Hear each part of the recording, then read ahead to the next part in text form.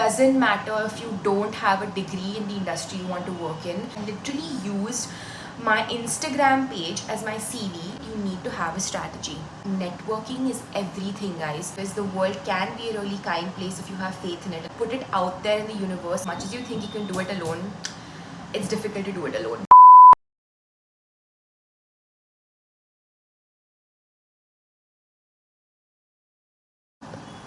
Okay, literally vlogging from my kitchen right now because my stand to put my camera won't work and my vlogging camera has run out of battery.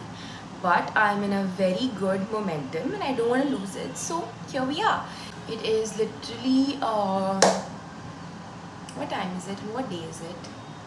It's Monday morning, it's the 21st of March, around 9 a.m. I'm late for work, but I will go in half an hour later because I do feel like getting this vlog in right now. I'm just so motivated to speak about my journey for the first time. I haven't really written down or like planned my action points to speak about and stuff, so I'm just gonna go straight into it.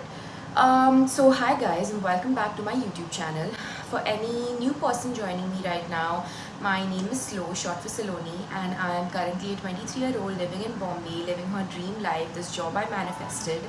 And it makes me, like, I feel so grateful to even be able to say this right now compared to where I was a year back or even 6 months ago. And obviously welcome back to all of my existing subscribers. I know it's been like 8 days without a video, but I'm going to try very hard to stick to this every Monday new video routine. So let's see how that works out. But yeah, without further ado, let's get straight into why we're here today. So I am here to talk about how I manifested this dream job for myself. For anybody who doesn't know what I do currently, I am a social media executive and I work for a Michelin star hospitality brand, Hakkasan, and its sister brand Yaucha, and also two other brands called Naratha and Chin Chin for their parent company Ka Hospitality in Mumbai, in Bandra, and I wouldn't want it any other way. I know this is a very long awaited video and I've been wanting to talk about like every single detailed process, but I know that's going to take a lot of time, so just for your convenience, in the description box below I am going to be putting timestamps so you can skip to the parts that feel most necessary and important to you. And I'm also going to be attaching a drive link when I upload this video that has a template of the exact cover letter and resume that I used, because I feel like those were game changers in my application. And so anybody who is looking for a job, especially in social media and in like lifestyle or travel or hospitality industries, I feel like this is a very good template to use. I researched a lot on the internet and finally, like, it took me almost 2 months to get this cover letter template right, and I'm more than happy to share it with you guys because I know what a difference it's made to my like job hunting process, and I know that it's gonna make a big difference to anybody who's looking for a job in these industries. So yeah, without further ado, let's get straight into it. So 6 months, so if you've watched my previous videos, you'd know that after like my uni phase or just when my last year was ending, I was kind of in this rut, feeling very uninspired, demotivated, and I took this vacation back home in July. It was my mom's 50th birthday and I also had to take my second vaccine shot. And I came home in July and I had a very constructive conversation with my mom, and she was like, so what's your real strategy? And I had, and mind you, the last 2 months, so all of May and June, I had been applying like crazy to any job that I saw on LinkedIn, any job that even filled like 10% of my, interest or skills or like requirements that I wanted in a job. And then I kept getting rejected. I kept hearing feedback that I wasn't good enough, I wasn't being able to make it to any interviews. And so when I came back to India, my mom asked me a very simple question. She was like, what's your strategy when you apply to these jobs? And I really had no answer to give her. I had no strategy. I was going into it like in a very random manner. And one thing I've learned is that you can't do that when you're applying in such a competitive job market, especially when the pandemic is about to end and everybody's coming out of their comfort zone. People are graduating later than they expected to because people took deferrals and people took gap years during the pandemic. So you're really graduating with like 2 years of backlog. So you're graduating in a very competitive job market. And in order for you to get any sort of job in such type of a job market, you need to have a strategy. And so she was like, I'm like, I really don't have any strategy and I really don't know like what I want to do, but I'm just going to give everything a general shot. And she's like, no, that's really not going to work for you. You need to be specific, you need to be narrow. And when she asked me like the 2 or 3 industries I really wanted to work in, I had no answer to give her. And she was like, how's that possible? Like, you spent 4 years in London trying to, like, it's one of the best, like, if not the best, it's one of the best cities in the world. Um, and so conversation led up to this point where I told her that there was this XYZ person, and I'm not going to take her name because whatever, privacy, personal privacy and security reasons, but there was this XYZ person and I wanted to become exactly like this person. And she was like, okay, if that's your plan, then work backwards from there. If that's your 5-year plan, then literally work in an integrated backward system and figure out what's your next step right now in order to get where she is. And I'm like, no, but she did an MBA, she did this, she did that. She's like, no, just go and become her assistant if you want to become her. Like, go and shadow ban her at work, understand how she gets into business meetings, what she says, her conduct, her behavior, what her daily routines are, what her habits are.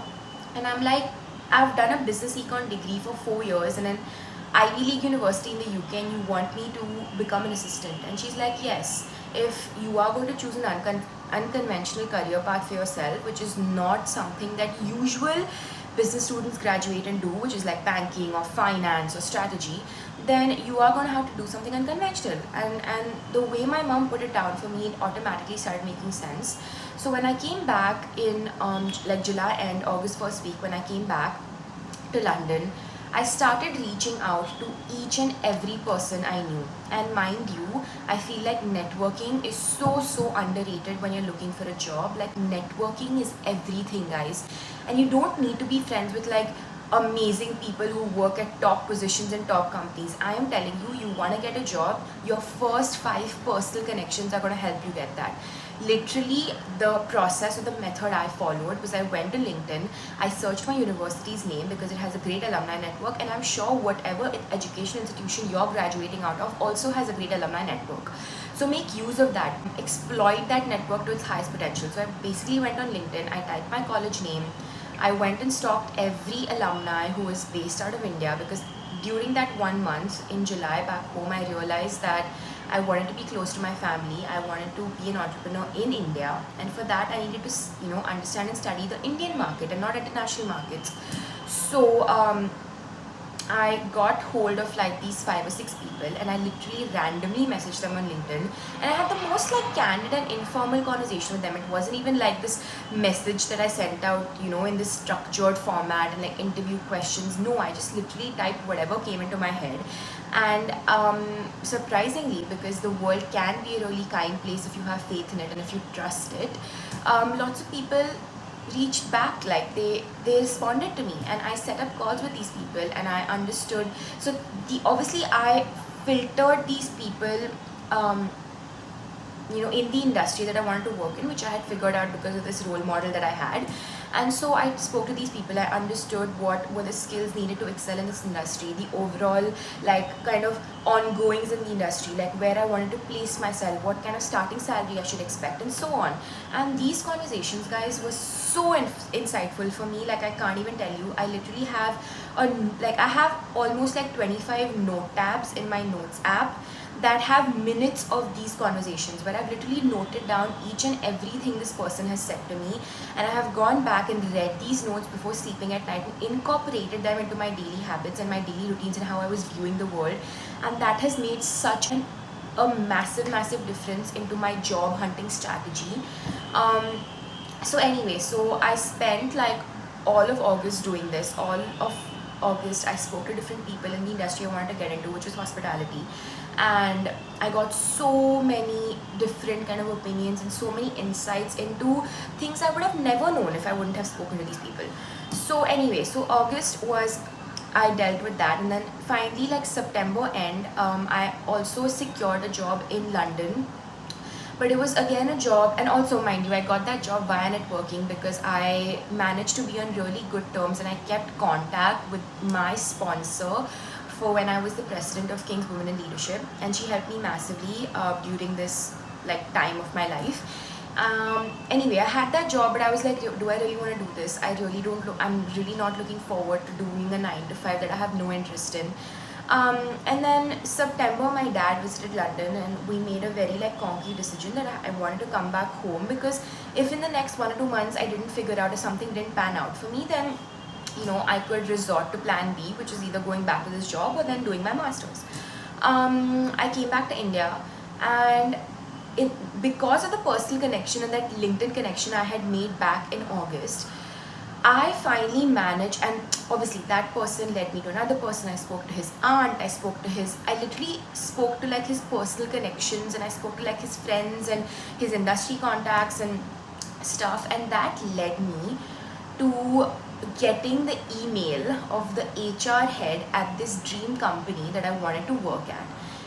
And honestly, guys, I don't know how many of you believe in manifestation, but once you start saying it out and writing it down and actually like envisioning that life for yourself every day, like I made a physical vision board in my room.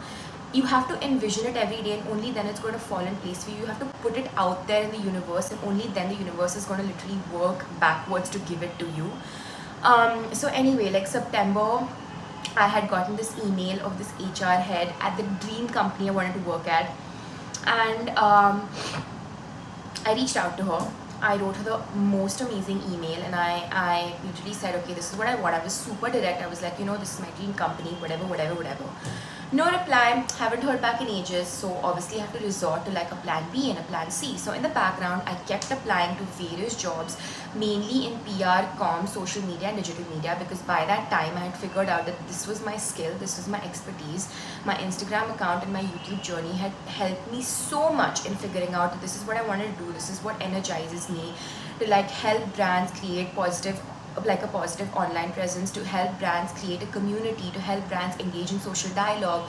These are the kind of tenets I want to follow in my professional life or like in my career.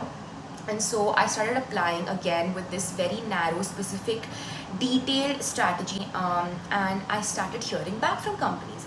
So I was like, okay, fine, I'm not fully demotivated. At least if I don't get into this dream job of mine, something else might work out for me. And at this time, guys, I want to tell you, I was super vulnerable. I put myself in a position where I had my friends helping me every step of the way. I was taking help from whoever I needed without being afraid to ask for it, because in the past I have had trouble asking for help. I was asking my friends about like everything related to the job market, like provident funds, like what my starting salary should be, like discussing each and every step, because I feel like that those different opinions and that support from your friends and from your closed ones is so necessary when you're making such a pivotal change in your life. So that's another thing I want to tell you guys, that don't be afraid to like tell your friends about your ambitions and your careers and the moves you're making, because they are going to be supportive of you, and you are going to be able to read the people who are not supportive of you. So at that point you can create a boundary and step away from those people. But I think one of the most important lessons I learned during this entire journey is take all the help you needed, because as much as you think you can do it alone, it's difficult to do it alone. So yeah, I was applying to a lot of jobs in the background. October went by, I had one interview with this HR person. I feel like I totally killed that interview. And then November I had another interview. All of December I didn't hear back. I was like, shit, I thought I killed my interviews. What's going on? What's happening? By this time I was losing a little bit of hope. And then finally, like when my best friend's brother's wedding got over and everybody settled back in their routine, I was like, I have to do something for it. If this job is meant for me, I have to go myself and I have to claim this opportunity. Like I can't just let it slide by. And that's the time I reached out to this HR head again, and I wrote her the most compelling motivation letter ever. Like I haven't written a letter like that ever in my life. I basically put forward all my strengths, and I sold myself in a way that I was the perfect fit for this job and the perfect fit for this company. And mind you, they didn't really advertise this job anywhere. I had like randomly reached out to them expecting them to open up a position for me without having any prior experience in the field. So obviously they had to be confident enough in me, and they had to have faith in me that I would be able to pull it off. And after I wrote that motivation letter, I feel like things really started to change for me. I got on a call with their senior marketing manager. She interviewed me along with the HR head, and for like after I gave that interview, I was so overwhelmed and I was so happy that I had reached that stage in this entire job process journey, or like this job hunting process. I remember it was like 11:30 in the morning. I gave that interview. I rushed to the shower, I took a bath, and I just broke down in the shower. Like, I was so overwhelmed, and I was so, like, I don't know, in a weird way, like, proud of myself that I had gone and claimed what I thought I deserved, and I had worked hard for it, taken those 5 extra steps, like, written this motivation letter, and not just left it at that CV stage. Like, a lot of times I've left my application at that CV stage thinking I wasn't good enough. Like, oh, I've submitted my CV, like, I'll wait for them to reply. No, you have to claim it. You literally have to run behind it if you think this is what's meant for you, and that's exactly what I did. Like, I almost like pressured them, and I chased them to interview me with this motivation letter I wrote, and I feel like in the end it turned out so well.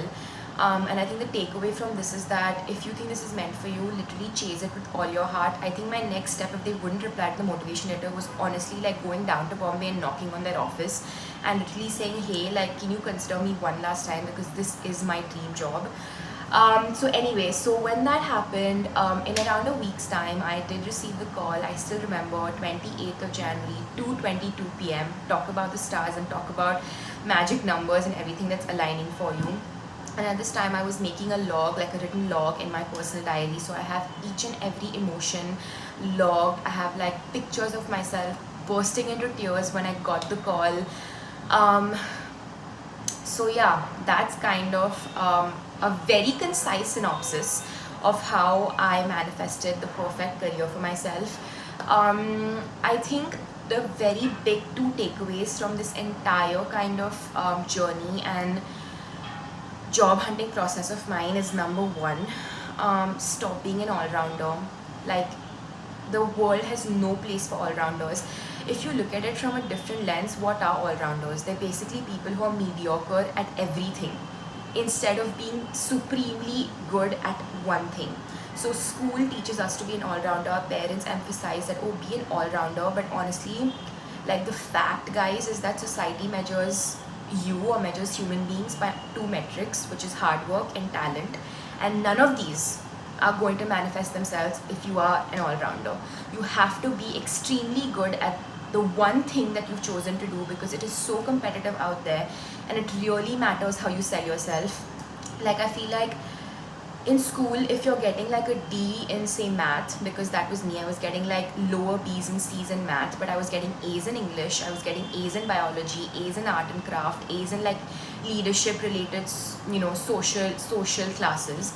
And instead of trying to make that A an A plus, I went and chased that B in my math, trying to make it an A, but that never happened, because in my SWOT analysis, math has always been a threat or a weakness. And I feel like I should have picked this clue up long ago, but I didn't.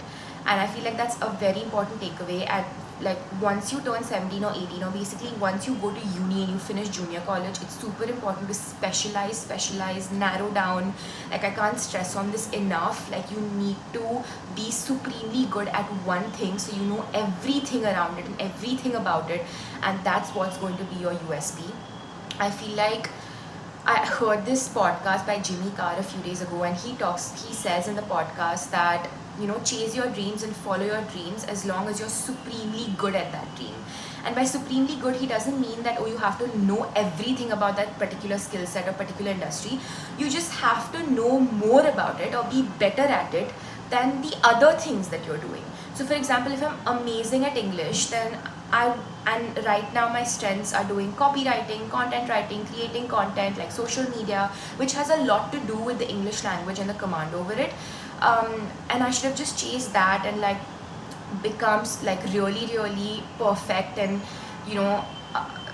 done like courses and stuff and spoken to people in those fields. But instead of that, I wanted to like be an all-rounder, and so I missed out on being like super good in that specific skill set. So I feel like that's one takeaway. And the second takeaway I would say is that you like, please don't be afraid to like pivot into an industry that you have no previous knowledge about.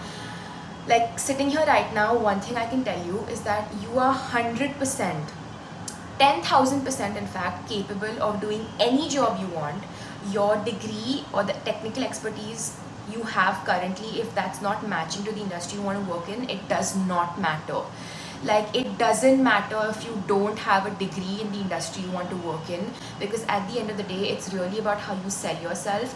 If you ask me, my initial like meeting with the HR person, I didn't even mention my CV or my resume. I literally used my Instagram page as my CV, and I told her how good I was at content writing, how good I was at creating content, how well I understood like analytics when it came to social media, how well I was able to read and interpret the dashboard, how I could turn like, you know, their engagement on social media into new revenue streams, and how I could use the metrics to like read and interpret data. This was literally something that I had no technical expertise in. I hadn't learned that in uni except for this one module I did in my final year called marketing analytics.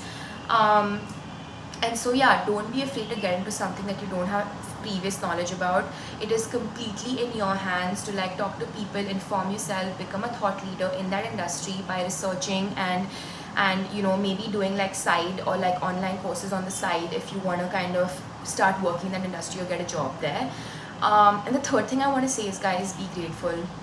Like, the fact that you're watching this video right now and you have like a proper stable internet connection and a handheld device in your hand that gives you an option to watch YouTube, you are already luckier than 1/3 of the world out there.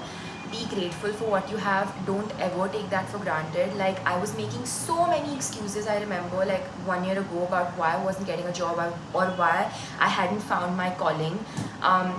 And now when I look back, I feel like all of those were just a lack of gratitude on my side. I think it's so important to count your blessings every day and be grateful for everything like you have. Like, I know I am.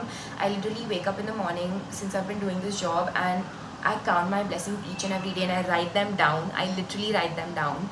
And I look at them every day when I make dinner, when I'm making lunch, and I feel so humbled and so overwhelmed, and that really stops me from going on cloud 9 or being egoistic about anything. Well, so that's said and done. I hope you guys were able to take away a few key things from this video. As always, I am always up for an open conversation, so feel free to like ask me anything in the comments down below or DM me on Instagram. It's at Keeping Up With Slow. And don't forget to check out the Drive link that I'm going to be putting in the description box below. It has a lot of resources that can help most of you people looking for jobs, in terms of your cover letter, your resume, like a lot of like important things you could do to sell yourself. So yeah, it's basically a compilation of everything that helped me, and I'm hoping that going through it and reading it can help you too. But yeah, that was kind of the story, and I know it's a very rushed story, but obviously I can't put everything down into words because it was a very, very long 6 months iterative process. But at the end of the day, if you manifest it and if you speak it into the universe and chase it, like you have to chase it with all your heart, you have to have tunnel vision, it's gonna fall in place for you. And I believe that. I believe that because it did for me. So yeah, don't forget to like, comment, share and subscribe, and I'll see you next time.